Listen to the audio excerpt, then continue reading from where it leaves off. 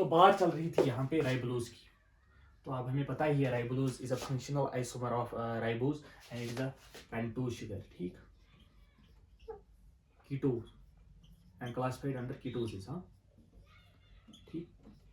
That means it's a 5 carbon compound. तो जब इसके साथ कार्बन डाइऑक्साइड यहाँ से मिलेगा तो ये क्या बनाएगा, ये 6 कार्बन कंपाउंड बनेगा। इसके बाद इसका इंटरमीडिएट बनता भी है विच इज हाईली अनस्टेबल। तो उसके बाद ये क्लीव होके इनके 2 मॉलिक्यूल्स में कन्वर्ट होता है। मतलब ये जो 3PGA है, 3 फास्फोग्लाइसिक एसिड है, इसके 2 मॉलिक्यूल्स बनते हैं, ठीक।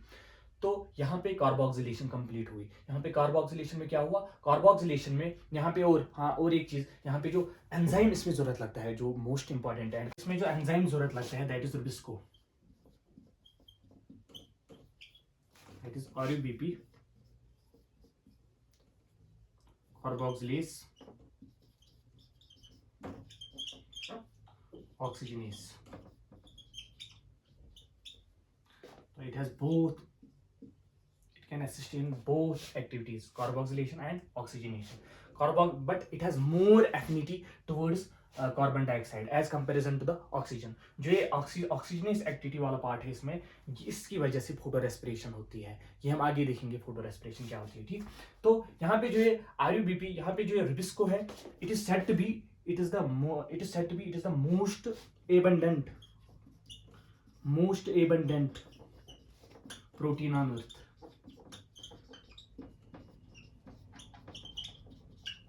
and also in chloroplast, ठीक। तो and Rubisco is also said to be a pacemaker enzyme of Calvin cycle, ठीक। तो Rubisco यहाँ पे कैटालाइज करता है ये कार्बोक्सिलेशन वाला, जो कार्बोक्सिलेशन वाला सेटअप है, कार्बोक्सिलेशन वाला सेटअप है यहाँ पे कैल्विन साइकिल में, it is catalysed by the enzyme Rubisco। और जहाँ पे राइबोलोज 1,3 बिसफॉस्फेट के साथ कार्बन डाइऑक्साइड इनकॉर्पोरेट होके 3PGA बनाता है, मतलब 2 molecules of 3PGA, 3 phosphoglyceric acid, and this completes our carboxylation. इसके बाद हम देखेंगे रिडक्शन, ठीक, जो रिडक्शन वाला पोर्शन है। तो रिडक्शन में क्या होता है, रिडक्शन में ये जो 3 फास्फोग्लाइसिक एसिड बना था, ये जाके इसकी पहले फास्फोरिलेशन होती है। यहाँ पे ATP जो वहां बना था लाइट रिएक्शन, वो जाके अभी यहाँ पे यूटिलाइज होंगे, ठीक। वो ATP यहाँ से जाके ADP पे यहाँ से कन्वर्ट होगा, मतलब इसको फास्फोरिलेट करेगा। ये किसमें कन्वर्ट होगा, 1,3, ये कन्वर्ट होगा 1,3 बिस फास्फोग्लाइसिक एसिड, हाँ ठीक।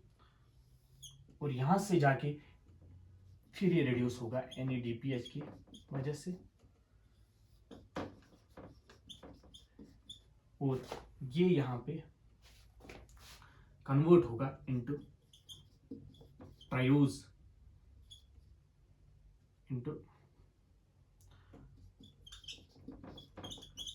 फॉस्फेट, ठीक। मगर ये 2 मॉलिक्यूल है 3PG के, यहाँ पे 2 ATPs लगेंगी और यहाँ पे 2 NADPH लगेंगे, ठीक। और यहाँ से 2 मॉलिक्यूल्स ऑफ ट्रायोज फॉस्फेट निकलेंगे। दैट कंप्लीट्स आवर रिडक्शन वाला पोर्शन। रिडक्शन में क्या हुआ, रिडक्शन में एक तो फास्फोरिलेशन हुई पहले 3 फास्फोग्लाइसिक एसिड की, किसमें 1,3 बिस फास्फोग्लाइसिक एसिड में, फिर रिडक्शन हुई NADPH की वजह से ट्रायोज फॉस्फेट में, ठीक। तो इसके बाद हम देखेंगे रिजनरेशन, ठीक, वो लास्ट स्टेप है इसका। तो रिजनरेशन में क्या होता है, ट्रायोज फॉस्फेट एक कार्बन यहां से नीचे भेजता है और बाकी के 5 कार्बन, जो ये बाकी के 5 कार्बन, क्यों 5, क्योंकि ये 2 मॉलिक्यूल्स थे ट्रायोज फॉस्फेट के, ठीक।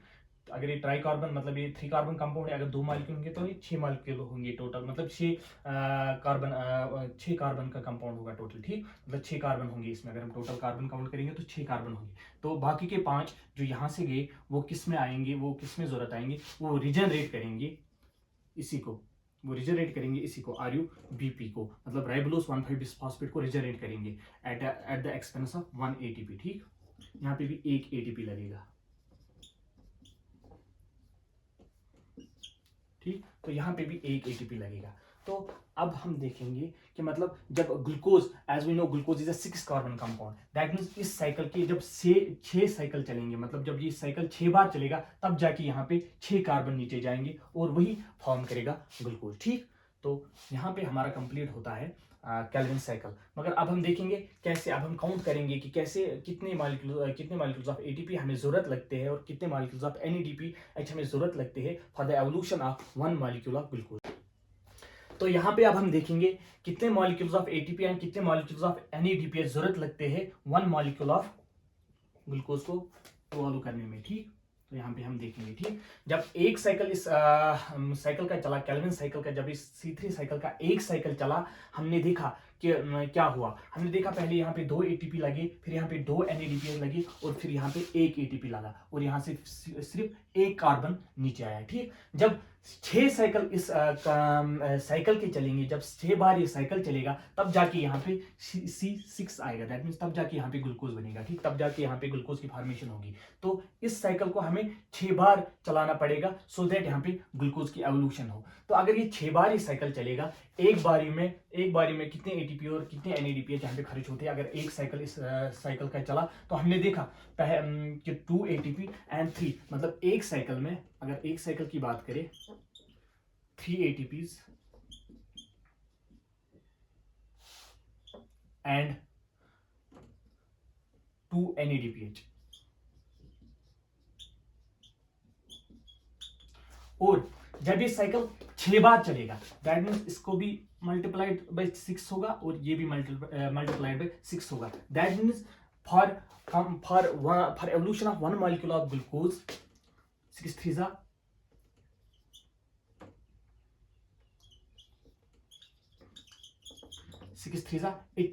18 ATPs and 6 2 12 NADPH are required। ठीक, दैट मीन्स जब एक ग्लूकोज मॉलिक्यूल की एवोल्यूशन होगी तब हमें 18 एटीपी एंड 12 एनएडीपीएच की जरूरत पड़ेगी। ठीक, तो यहाँ पे इस पे भी क्वेश्चन आता है, जब कंप्लीटली मतलब जब एक मॉलिक्यूल ऑफ ग्लूकोज लिबरेट होता है, इवॉल्व होता है, तब कितने एटीपी एंड एनएडीपीएच की जरूरत पड़ती है, तब 18 एंड 12 एनएडीपीएच की जरूरत पड़ती है। तो यहाँ पे हमारा केल्विन साइकिल कंप्लीट होता है। This is all about C3 cycle and Calvin cycle.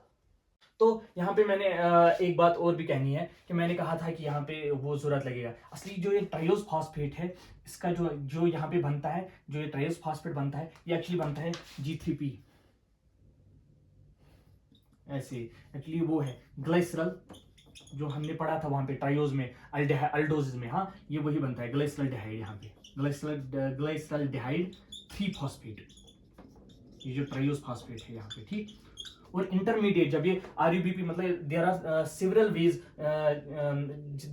Veg through which RUBP is regenerated. तो इसमें एक वे ये भी आती है जहाँ पे इसका एक इंटरमीडिएट यहाँ पे आता है सिडोहेप्टोलोज। ठीक, तो यहाँ पे सिडोहेप्टोलोज भी आता है, वो प्रिसाइजली हम BSc MSc में पढ़ते हैं, यहाँ पे वो पढ़ने की जरूरत नहीं है। ठीक, तो यहाँ पे ग्लाइसरल्डिहाइड 3 फॉस्फेट ही, फिर आगे जाके its fate is decided by the phosphorus concentration in the cytosol। अगर साइटोसॉल में फास्फोरस कंसंट्रेशन ज्यादा हुई तो ये ग्लाइसरल्डिहाइड 3 फॉस्फेट साइटोसॉल में मूव करता है, साइटोसॉल में ट्रांसफर होता है और वहां पे ये स्क्रोज सिंथेसिस करता है, मतलब वहां पे ये ग्लाइसरल्डिहाइड 3 फॉस्फेट स्क्रोज सिंथेसिस करता है। या अगर साइटोसॉल में या साइटोप्लाज्म में फास्फोरस की कंसंट्रेशन कम हुई तो ये रिटेन रहता है इनटू द स्ट्रोमा क्लोरोप्लास्ट और वहां पे ये स्टारेज सिंथेसिस करता है। ठीक, तो this is all about C3 cycle.